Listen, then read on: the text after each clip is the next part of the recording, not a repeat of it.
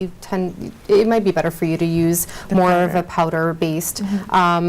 Combination skins can use either or. Drier skins are better with the creams. With the creams, but right. it also depends on the kind of look that you're trying to create. If you want something more intense, I would suggest doing both. Yeah. So we're going to do both on our model today. So I just think it's a better look after you can see the finished product like that. Great. So we've got about 3 minutes left. So let's start and see the final product. I'm excited to see. Okay. So now you're using what? I'm using a sheer coverage foundation, and I'm just going on top. You're going on top of the diamond contouring that you did? Yes. Ah. And then I'm just painting her face lightly with it, and then I'm going to go over with the sponge again and blend.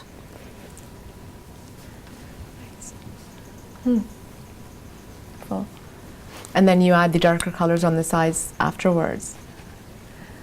Now, how do you know when's enough? Because I see a lot of young girls, they're putting on too much foundation. Like, what's a good amount to put on? Little is more. Building it up is better. I think that if you, one pump out of this foundation was sufficient for her entire face. She doesn't really need much. But the contouring that we did underneath created some coverage for us, so we don't really need to put a lot on. Another mistake I find a lot of girls making is they don't blend it into their neckline when they put the foundation on, and it creates kind of a separation between the neck, especially with darker skin tones. You really have to make sure that you blend your neck into your face just to kind of create that even tone. Yes, so that you don't have that streak going otherwise across. It looks like a gray kind of a floating head situation, which nobody wants. And the pictures usually tell you the correct colors as well. So she's got a kind of a olivey undertone. I'm wondering what your background is. Beautiful complexion though. Yeah, it's very, very nice. So now, and then finishing powder is something you suggest definitely as well, right? Afterwards, after putting, because it just helps set the foundation. It does, yes. Wonderful. So now I see you've pulled out your powder and you're setting the foundation that you applied on her. Yes, we're just creating we're making the foundation set at this point with the powder, and then we're just going to go over the areas where we contoured underneath with our contour powder. Oh, now we're doing in the same areas, but we're going to bring a little bit into the cheekbone now. So now you're creating that depth, I think, on the side. So you really have to, the fish face is kind of something that everybody can use as a guide because you really don't want to put it close to the eye. Correct. Right? You want to kind of create that depth on the side of the face. And I'm going over the area where I had put the contour on the nose as well. And I like the subtle manner in which you're doing it because I think a lot of the streaky, because you go online and on YouTube and there's like that whole movement of really just drawing all these angles on your face, literally. And I like the softer look better. It's much more natural. Yes, and you can always build up to it. If you do want to have that nighttime look, you can sculpt a little bit more, add a little more powder, and then you would apply your blush on top of that area. So you apply the blush on top of the contour? Yes, and then depending on the face shape, in her case, we could bring it out a little bit more into this area to elongate her face. Right. Well, she's got such great skin naturally, and this is like a lot of the young girls as well. I mean, especially when you're a teenager in your 20s, your skin is generally young and youthful. You don't need all of this makeup. It's true. So yeah, so continue on. Let's see. So we're just going to put a little bit more here. Okay. Okay, so let's have a look at the model and the finished product a little bit. Let's turn her around. Okay. So yeah, it's a very, very gentle way of contouring, and I like it a lot better. I think, less is more, definitely. And again, yep, so you just highlight the forehead, nose, chin, and then contour a little bit on the cheeks. So thank you, Angela, for the demonstration. That's lovely. Welcome. Thank you, Kyla, for being our model. And we'll be back with lots more, guys. Don't go anywhere.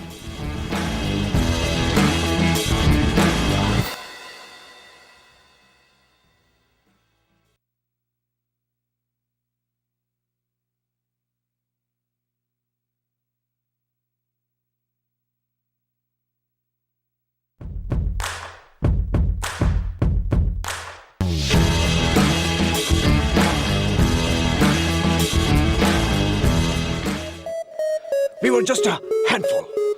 And we were getting bullied and pushed around on the streets because of these punks. Stand up for yourself. Stop making us brown people look like pussies in front of them. Is that what you want to become? Like be one of those gangsters you see on TV? Do you know what happens to them? They either land up in jail or end up dead.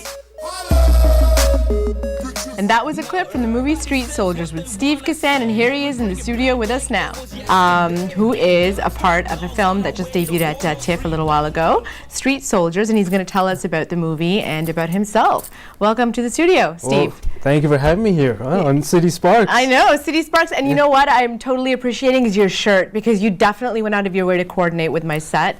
Well, so that's very nice of you. Like literally, this is looking very nice. Well, I've seen the show before, and naturally, I had something in my wardrobe, and yeah, it fits perfectly. Yeah. It fits with the cushions. A man Fits who's in. not afraid to wear a little bit of pink, right? No, I love pink. Wonderful. So tell me now, at the TIFF Bell Lightbox, there was recently a premiere of your latest work, which was Street Soldiers. So tell me a little bit about this film. I've seen, it being promoted all over the place. So tell me about your role and what's it about. So Street Soldiers is pretty much a throwback to almost like the films from the 90s that say Juice and Boys in the Hood and Menace to Society, except it takes a focus on Indian Canadians living in Toronto, Mississauga, Brampton, and goes almost through the same story elements of, say, you get this kid getting picked on, he joins up with a gang and all the trials and struggles he goes through, and it's more of a coming-of-age story. Right. But the influence is basically on Boys in the Hood and Menace to Society because that's the movies that we grew up watching. Right. Because we're old. So it's got more of an Indo-Canadian twist to it. That's the thing, yeah. But really, even though it's based with Indo-Canadian kids, it's almost like a universal story. Every kid goes through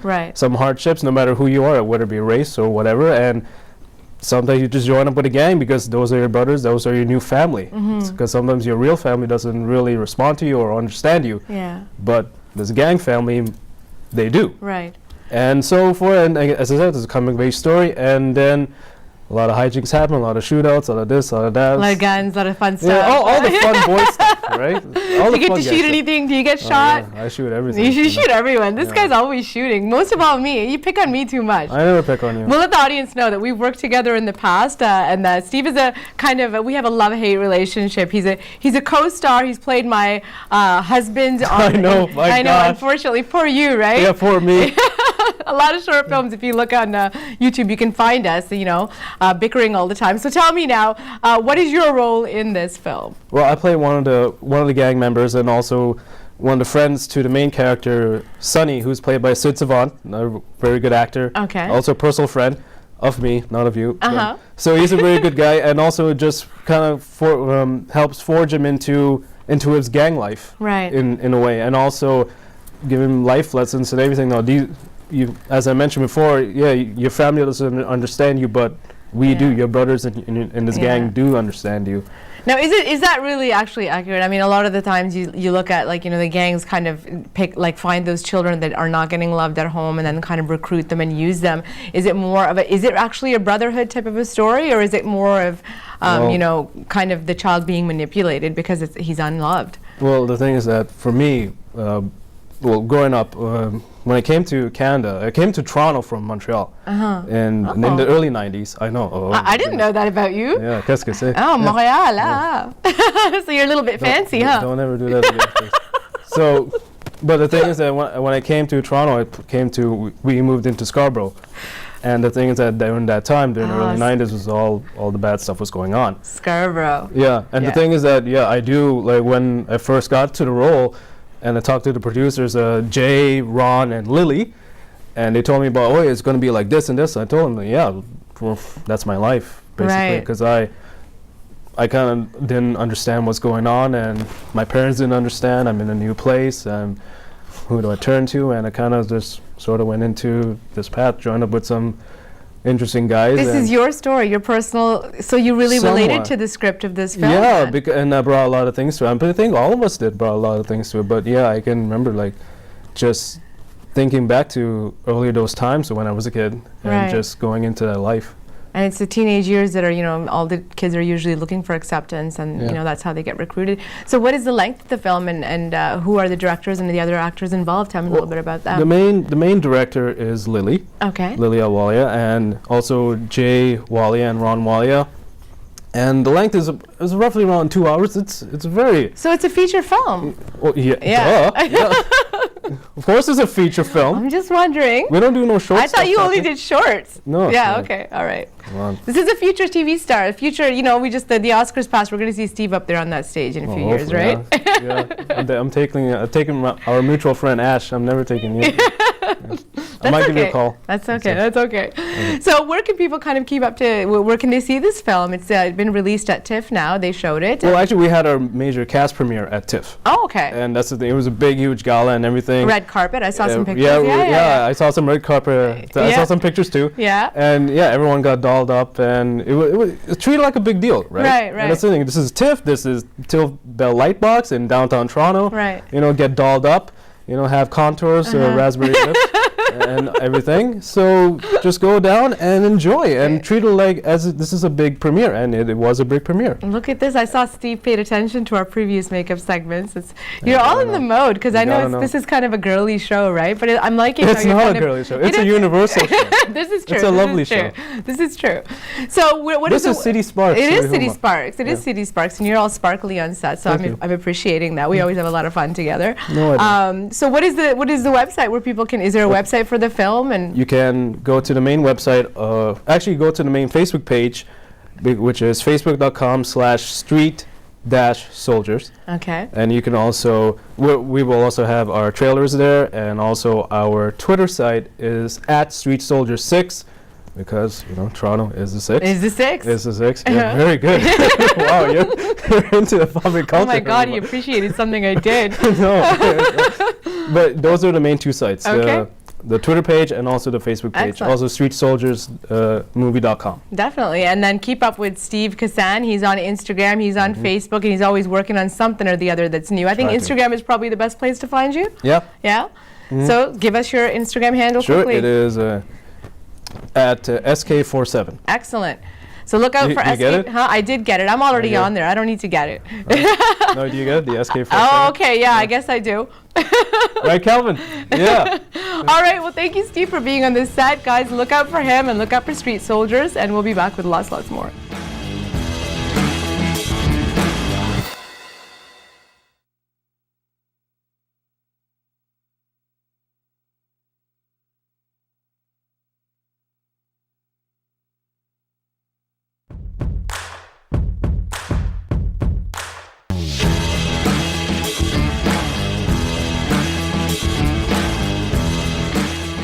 And welcome back, everyone. Now I have a special treat for my audience. We've got trumpet master here, Alexis Barreau, who is going to tell us about his career. He's got a new album coming out called Guilty Pleasure, and he's going to talk about that and do a little bit of a performance for us as well. Welcome to the studio. Thank you.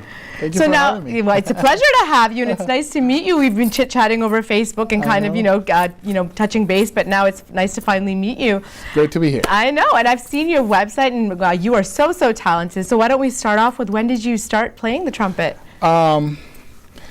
I was about 9 years old Really? when I started. Yeah, my mom was she's a musician. She's a cello player. So kind of that the music kind of comes from that side. Right. And for some weird way, I found the trumpet as a very interesting instrument.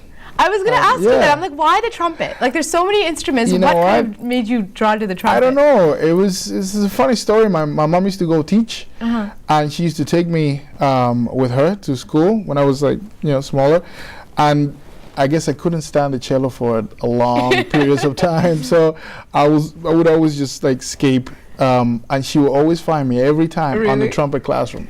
For some reason, I don't even remember that. Wow. And I guess it just kind of caught my attention, the instrument, and ever since, I've been playing it. You've been gravitating towards the Yeah. trumpet. Now, do you have, like, I don't know much about, the trumpet masters and, celebrities or musicians who kind of are masters at the trumpet. Who are some of your people that you looked up to? I mean, I'm from Cuba, so I grew up listening to a bit of Arturo Sandoval, which is a big icon in the trumpet world. Okay. But I mean, I have different masters that I follow. I shouldn't say masters, just say players. Yeah, that you we kind all of players, enjoy we're their all music. learners. Yeah, depending on the style, because I like a wide variety of musical styles. So Right. there's guys that are